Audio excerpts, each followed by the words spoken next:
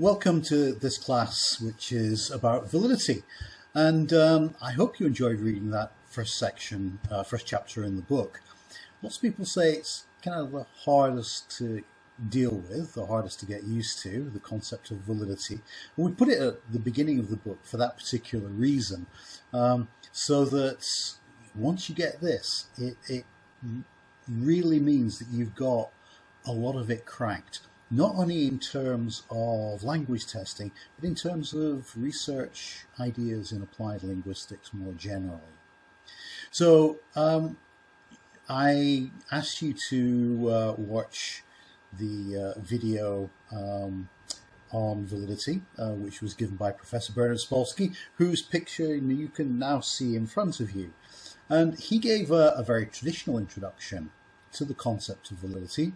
And one of the things that he said, that this notion of validity is not really about sometimes what we call face validity, just what the test looks like, but it's about really asking questions. How do we know that this score that we get from a test really means what we think it means? Now, in the book, the chapter that you read, we introduce you to three types of validity, and these were called the traditional trinity.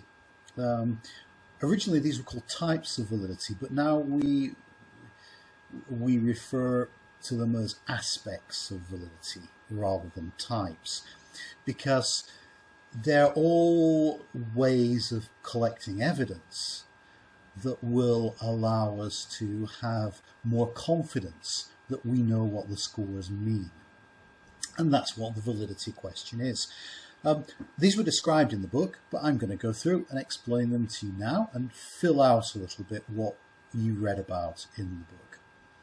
So the first is criterion aspect to validity, criterion aspect, and it comes in two forms. The first is concurrent and the second is predictive.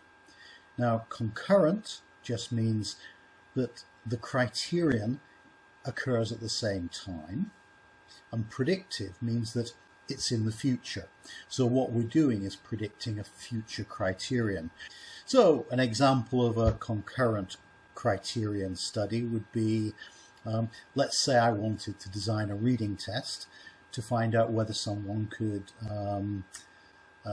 successfully understand, comprehend reading texts in applied linguistics for this program that you are taking.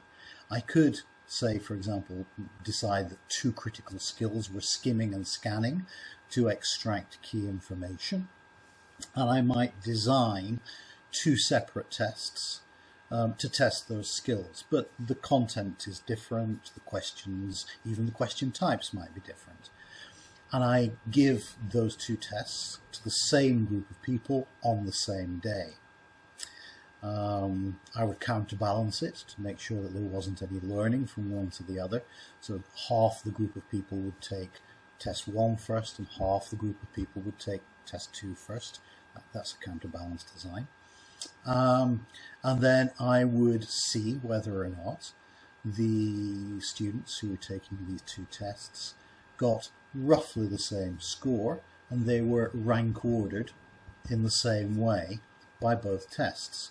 Now, if that were the case, then I would have concurrent criterion-related evidence for the validity of the test. It shows that I'm able to get the same results in two different ways. Predictive studies are much more common. This is for the obvious reason that we normally want to decide whether someone is going to be able to perform in a future criterion situation in a domain. In this case, if you've taken the IELTS and you get an IELTS score, what we then want to find out is, once you arrive at university, are you actually able to use the language successfully to do the things you're required to do there? Now, obviously the The evidence we have from the original situation is the IELTS score, and may be broken down into the skills areas. And then when you arrive at university, we may look at content teachers' evaluations of whether or not they think your writing is successful for that domain, that topic. Or we could take the end of your first semester scores on the various modules that you've taken. And then we look to see whether or not there is a correlation between the scores that students get on IELTS and the level of their performance at university. All predictive studies like this, of course, suffer from a fundamental problem, and that is, it's called the problem of the truncated sample. And that is that people who don't do very well on the IELTS don't end up in universities. And for a really good predictive study, what we would really want to do for 1 year is allow everyone into university, whether they passed or failed. And that would solve the problem, but it never happens. So predictive studies are very difficult to carry out, but they're essential if we are predicting to future situations. So that's criterion evidence, concurrent and predictive. The next one is content evidence, and this one's much easier to understand. It's whether or not the content of your test is relevant to the domain to which we want to make predictions. So let's say I needed to design a test of medical English to see whether or not health professionals could successfully perform their duties from a language point of view, of course, not a medical point of view, in a hospital. What I would then be looking at is whether or not the reading tasks in the medical test matched the kinds of reading that they would do in a hospital. Similarly, in the speaking tests, is there a test of communication with patients? Is there a task where you communicate with colleagues, and so on? The topics as well. Are the topics relevant to the kind of work that the people who the test is for will be doing? This is usually assessed by evidence from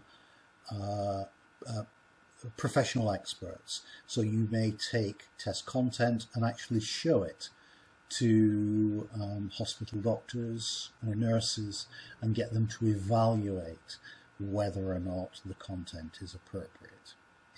The other way of doing it, of course, is to do a domain analysis, to actually go into the domain, collect samples of texts from that domain, and then mirror them in the test, or to record interactions between patients and nurses, for example, and use that to identify the kinds of pragmatics or grammar or lexis or discourse structure that is being used, and use that evidence to construct tasks. The last one is the one that's most difficult, and you may have wondered why you were reading about love in a text on language testing when you tackled that first chapter. Now let's define a construct a little bit more carefully. A construct is an abstract noun that we cannot observe. Love is one of those things in life, and yet it's when we talk about love, we all think we know what we mean by it. But if you are in the situation where you are wondering whether or not someone has romantic feelings for you, it's absolutely good. This is absolutely critical, isn't it? I mean, if you get this wrong and you say something to them, then that could be the end of a friendship. On the other hand, if you have romantic feelings for someone and you don't say something and they don't say anything, then it could be ships passing in the night. Anyway, the point here is that what we do is we search for evidence of something being present. And that thing that is present is this abstract noun, okay, like love. So we look for evidence that someone might have those kinds of feelings towards us. From that evidence, you make an inference about whether or not they might have those kinds of feelings. And based on that inference, we then make a decision. Okay? So this is a typical inferential system. The kinds of constructs that we have in language, the one that was in the book, which is probably one of the most fiercely argued about, even today, is the term fluency. What does fluency mean? We can't point to an example of love and say, there is love. We can't point and say, there is fluency, because these are abstract nouns. What we have to do is say, what evidence would we collect whilst watching or listening to someone speak that would count as evidence that someone was or was not fluent, or was fluent on some kind of scale. So these are the problems with love. The first one, from page 7 in the book, is defining the construct. We can't measure anything that we can't define, because if we can't define it, we can't create, in language testing, we can't create tasks that would give us the evidence, generate the evidence that we need to make an inference.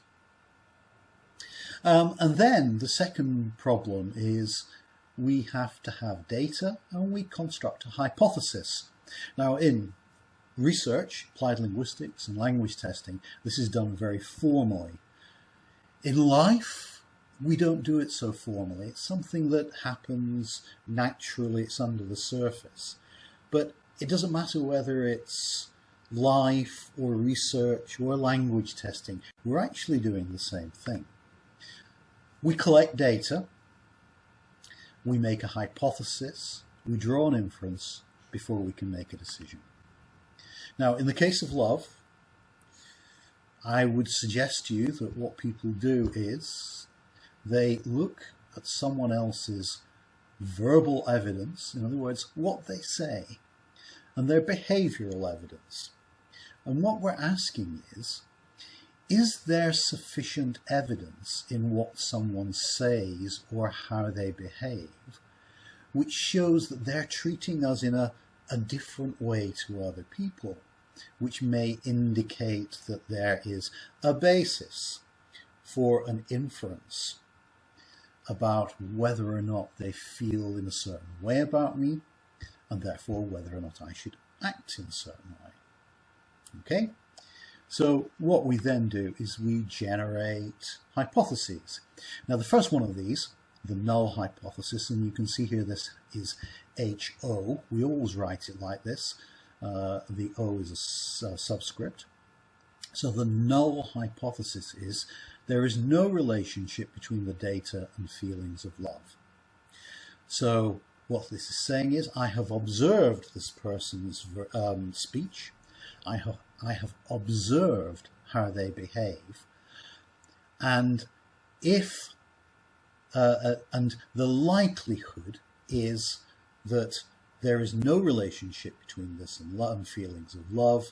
In other words, I cannot make a sound inference that they feel in this way about me. That's very sad, but at least you don't make a fool of yourself and you don't do something that's likely to ruin your friendship.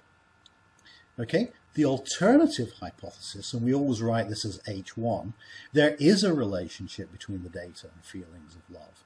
So you look at the evidence and you think, this person feels something special for me, which is not just friendship.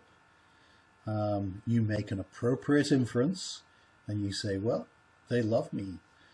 And you then act in a different way.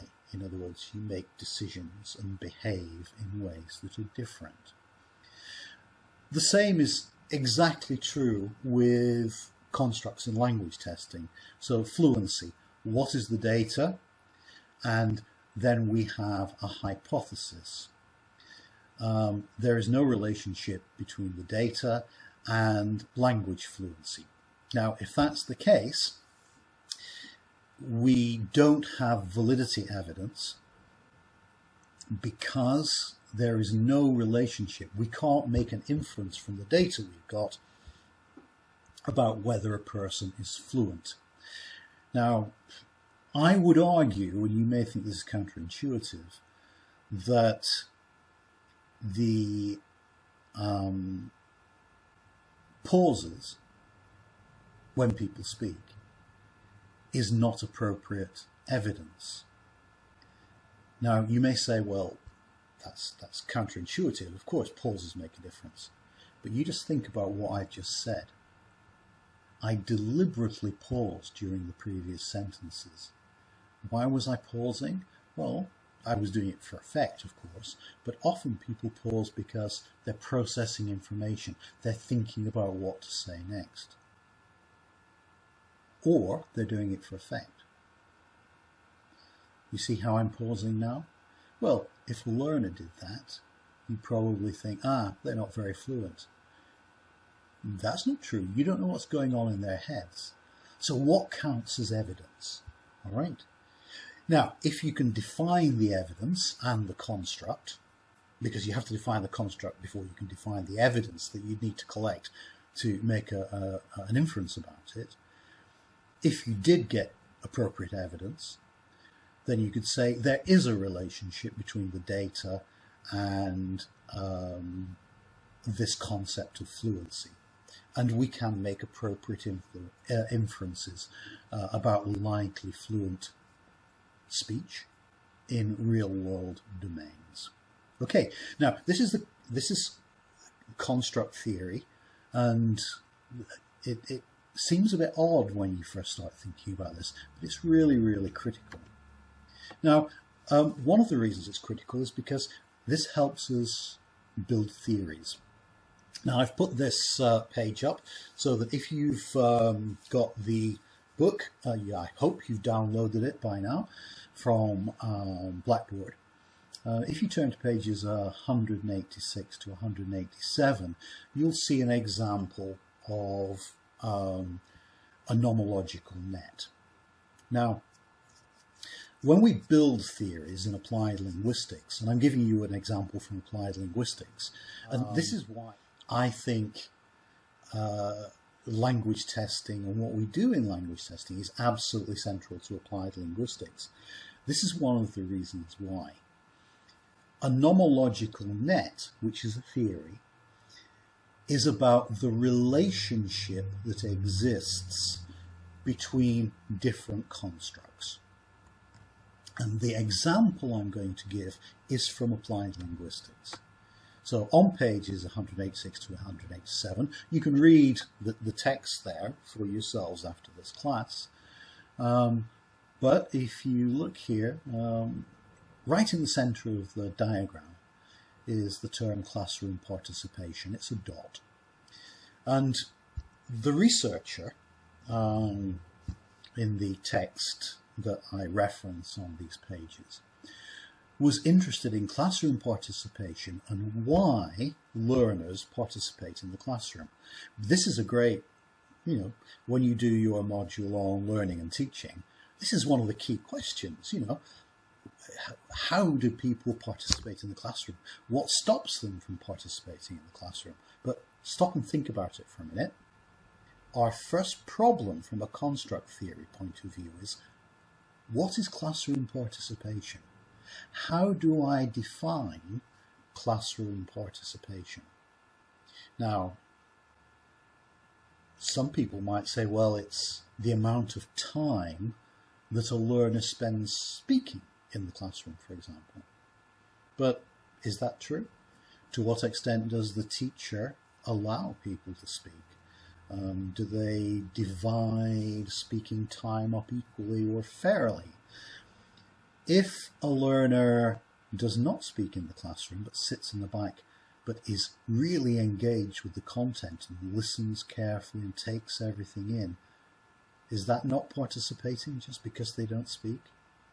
Okay, you get the problem here. We've got to define what we mean by classroom participation.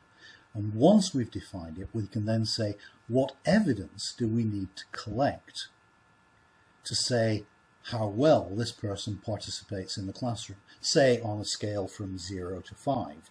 Not that I'm certain what a 0 participation would be, because even if someone is sitting there and half listening, they're still participating to some degree. But anyway, let's leave that to one side. You've got to decide what it is and what evidence. Now, this researcher then said, what are the things that influence participation? Well, let's start off at this side and look at attitude towards the language class. We've got a dot here, attitude towards the language class, and a line with an arrow at the end, and the arrow indicates the effect.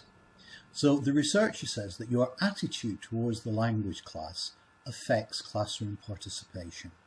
Well, if I just wrote that on a piece of paper, you'd you'd read it and you'd just think, yeah, that's obvious. Okay, but not from a language testing point of view or a research point of view. What do we mean by attitude? And how would you assess a learner's attitude towards the classroom? This may be done through a questionnaire of some kind. You might interview the students, but you still have to give it a score so that you can see if the theory holds. So this theory clearly states that if you have a more positive attitude toward the language class, then you're going to have more classroom participation. If your attitude is more negative, you are going to have less classroom participation.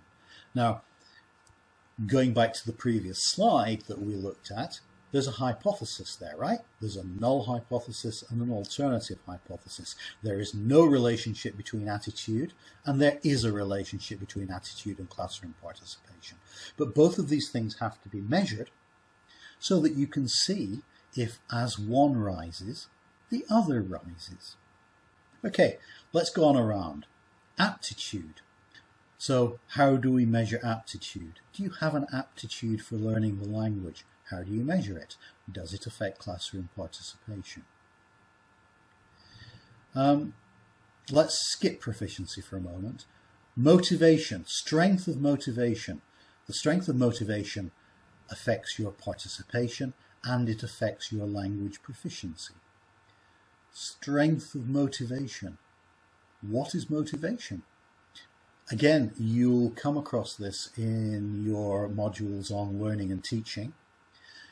And think about what the definition of motivation is and how it can be assessed. Because this theory states that the stronger your motivation, the more you will participate, and the stronger your motivation, the greater the level of proficiency you will evidence. Proficiency is very difficult to define. It's proficient at doing what? So this word proficiency is a construct and it's a problem again. Okay? Your concern for your grade. Do you want higher scores in your tests? This says that the more concern you have, the more classroom participation you will have, and the more concern you have, the greater your proficiency will be. I'm not sure what that says about anxiety for grades, but here's the theory. So what does concern mean? How do we define concern? Moving round, language class risk-taking. The more risk you're allowed, the more risky you are, the more risks you take, then the more classroom participation you'll be. What is risk-taking? How do we define it? Class discomfort. This says that class discomfort will affect risk-taking, it will affect participation, and it will affect sociability. So what is discomfort? How do we define discomfort and how do we assess it? Last but not least, language class sociability. What do we mean by sociability, and how do we assess it? I've always thought of sociability as being willingness to interact with others, but I'm not sure how we would actually assess that in such a way that we can give it a grade for someone so that we can see the relationship between these variables. But I think you've got the idea of this now. All of the things in this diagram are constructs. They are abstract nouns like love, like empathy. Okay, all of those words that we had in the first chapter. And the question is, how do we define them and how do we measure them? What data would we need to be able to make an inference about someone's class sociability, and then to translate it into a number so that we can see the relationship between these variables? And this is all about dispelling doubt. And I actually used this phrase in the book. It's dispelling doubt about whether or not we think we know, well, what we know, whether or not we know what we're talking about by defining things, and dispelling doubt by saying, is there a real relationship between the evidence that we're getting and what we think it means? So asking these big validity questions is about dispelling doubt. And that means we've got to make warranted assertions. The idea of a warranted assertion comes from Dewey. And a warranted assertion is saying, given the evidence that we have got, we think, to some degree, that we can make a sound inference which is a good basis for decision making. So we want to dispel doubt, and we want enough evidence to make a warranted assertion. Okay, so let's go on to the Messick quote. This was in the first chapter of the book, and this is normally the point where in reading that first chapter that people panic.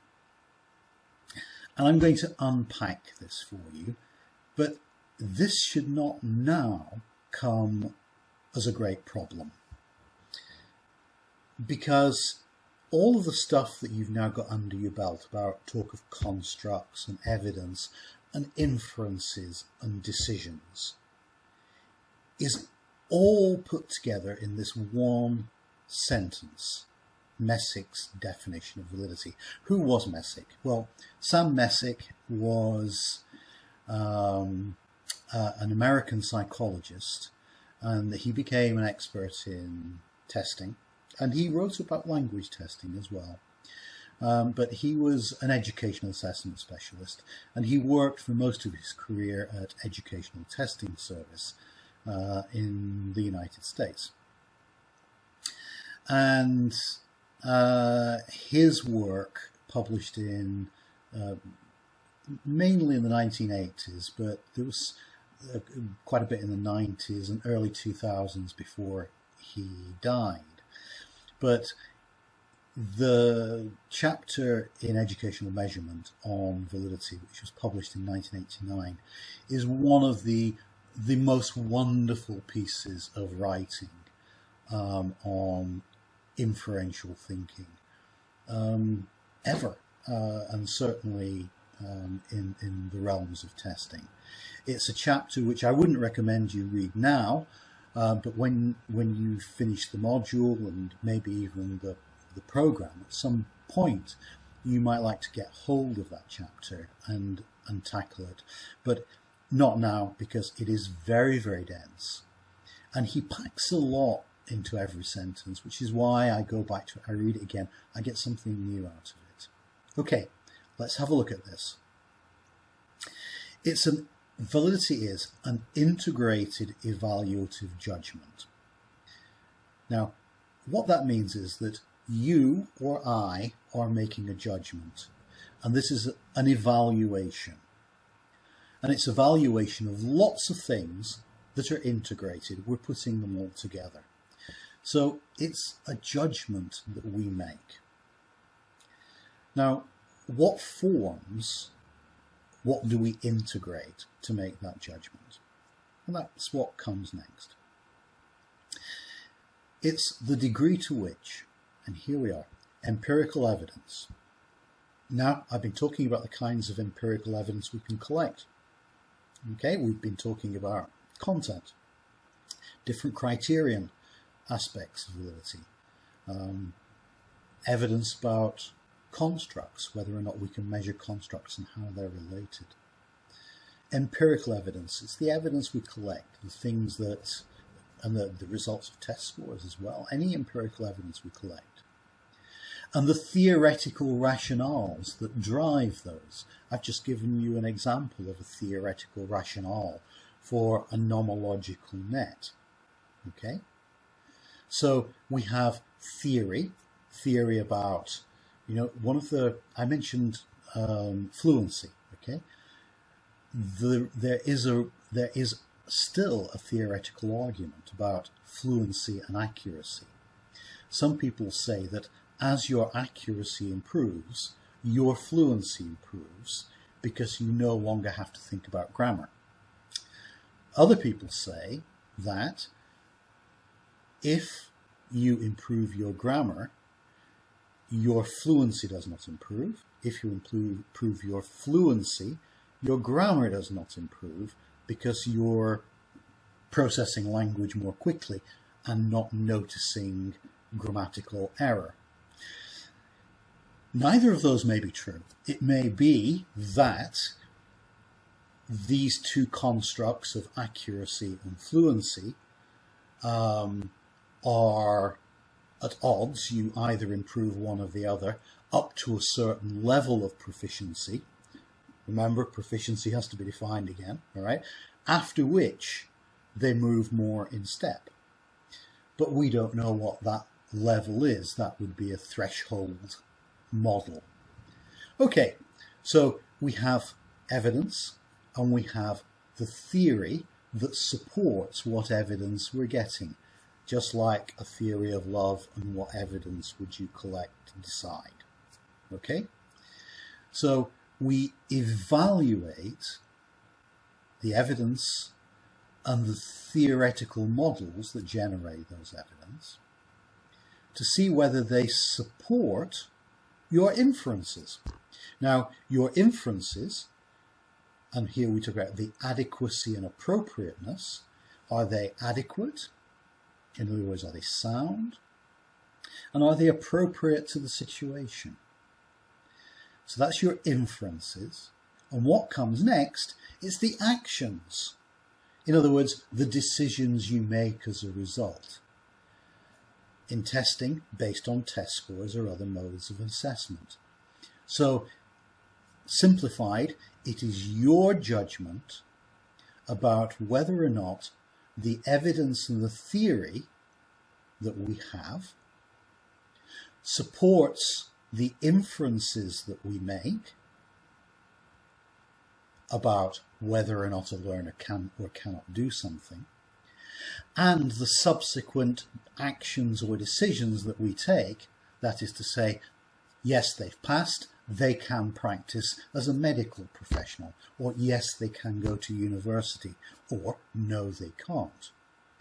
And to what extent are our final decisions about people's lives supported by sound inferences that are based on good empirical evidence supported by a theoretical framework. And that's our judgment, and we bring it all together. And that's what Messick says validity is. And there are other definitions of validity. Other people have attempted to write definitions of validity, but I think this is elegant and succinct. But it is so dense and compact that on first reading, it's pretty difficult to understand. But I hope now, after the last class and this class, that you can read that Messick quote and say, yeah, isn't that wonderful? And it's kind of a, this has been embedded in the standards for education and psychological assessment. And it's kind of a definition that we carry with us to say, are we doing the right kinds of things? So this is a definition of validity that looks at the evidence, the rationales, the inferences, and the decisions, just as I've set them out in previous slides. So moving on, what I want to talk about next are some of the things that are major threats to the soundness of our inferences. We get test scores, we make an inference about what a learner can and cannot do, which are based on the constructs that the test is intending to assess before we make decisions. And there are certain things that we look to and say, well, are these likely to affect the kinds of decisions that we make, the soundness of our inferences and the decisions we're likely to make as a result.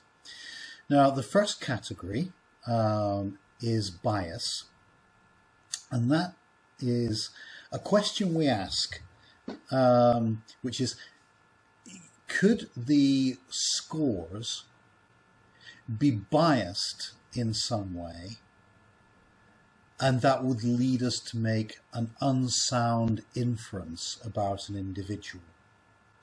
Now, the four that we most frequently study are, first of all, gender. And this has become a question of concern because some items on tests or some tasks seem to favour boys or girls more than the other.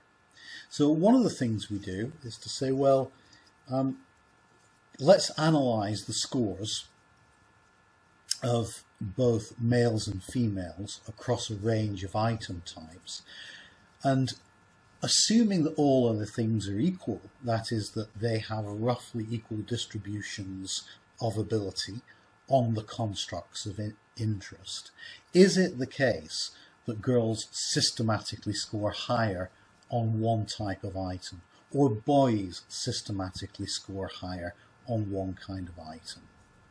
Now, if it is, then it may look as if some of the topics or the way in which it's phrased favour one gender or another. I suppose, the silly example, is a teacher who prepares a classroom quiz and he's a football fanatic, and so lots of the texts he chooses are about football, and needless to say, it engages the boys probably more than the girls, and that introduces a bias in the scores. The next one is nationality. This is of critical importance in the big international language tests like TOEFL and IELTS. There must not be a bias against a particular L1 background. This could happen if, for example, there is a variation of English spoken in a particular country, but it has systematic grammatical differences from standard British or North American or indeed Australian or Canadian English, and they are penalised on the basis of that, even though in their country those uses would be quite acceptable, and they are understandable in other countries as well. A lot of work has been done in particular on this by American researchers who've looked at particularly Malaysian English, and found that on some tests that are used in Malaysia, international tests, Malaysians score significantly lower than other nationalities, not because of their ability in English, but because some of the things that are tested for them sound quite natural and reasonable. So this is the issue of world Englishes and varieties of English. Okay, next one is L1 background. We shouldn't really have items that advantage the speakers of some first languages over others. So again, this is slightly different from nationality, of course, because L1s some L1s are international. But L1 background in this case might be, do some items favour speakers of Romance languages, for example, over speakers of some of the Asian languages. And again, we would want to see if there was a systematic difference in the scores between people of different L1 backgrounds on certain item types. One that is becoming much more important, and I've recently had an MA student who's done a wonderful dissertation on this, and that is disability.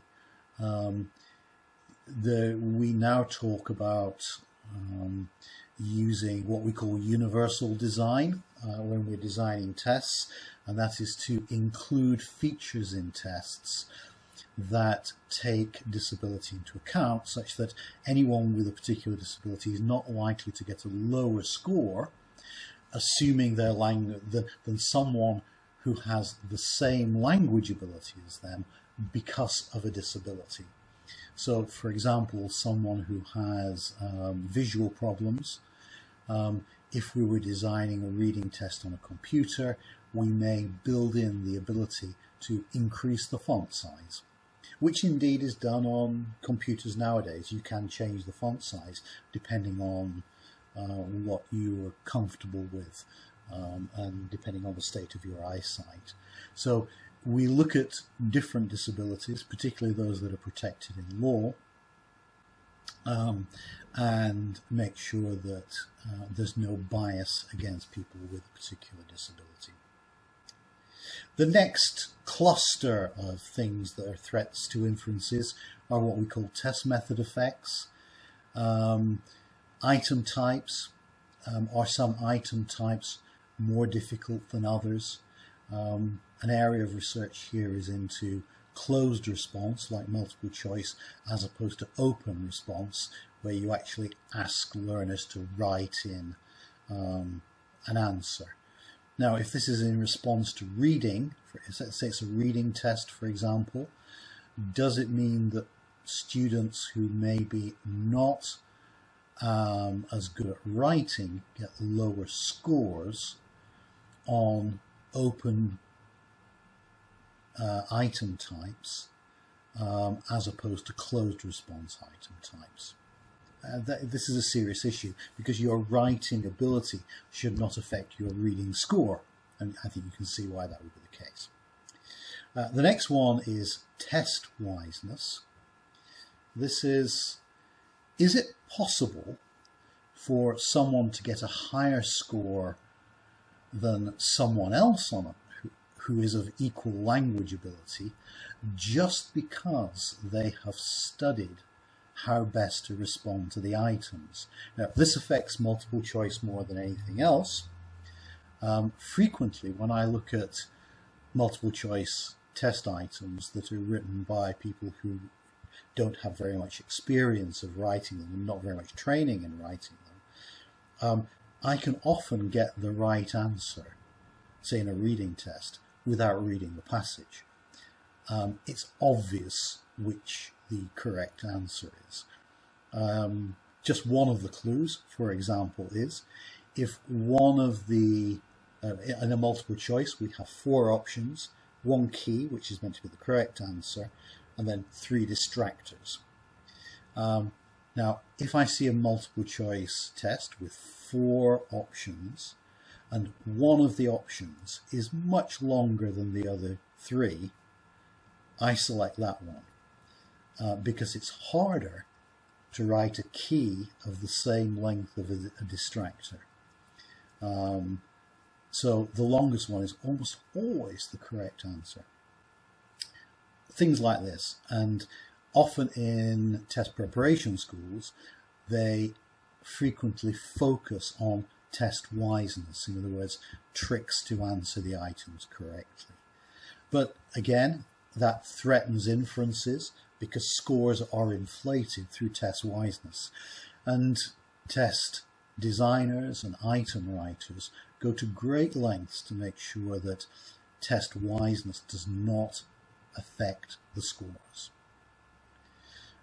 Next one is delivery features. This could be anything in the delivery of the test that could affect the outcome.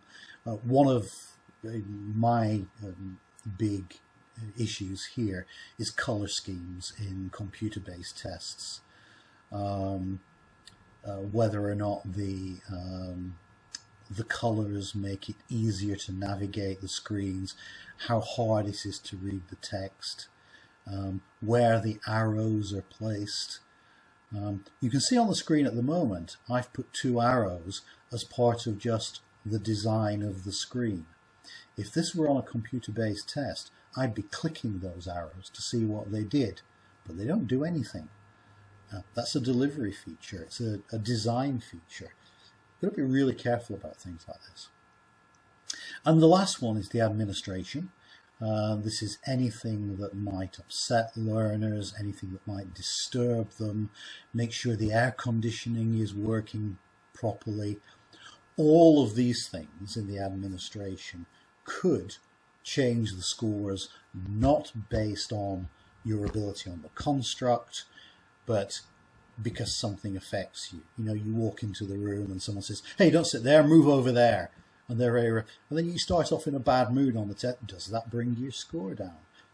It raises the question, how do you train the invigilators? Okay, so it's all of these aspects of the administration of the test. When we have threats to inferences, it means that we undermine the construct validity of the test, because scores go up not because of ability but because of other factors which are not related to the inferences that we wish to make. And that brings me to the end of this discussion of validity. I hope you found this interesting, and you might want to go back and reread some of the sections in Unit A1 of the book following this lecture. And validity really is the central aspect of language testing, and indeed of all inference in behavioral research, social science research, and applied linguistics. And I hope you found it useful.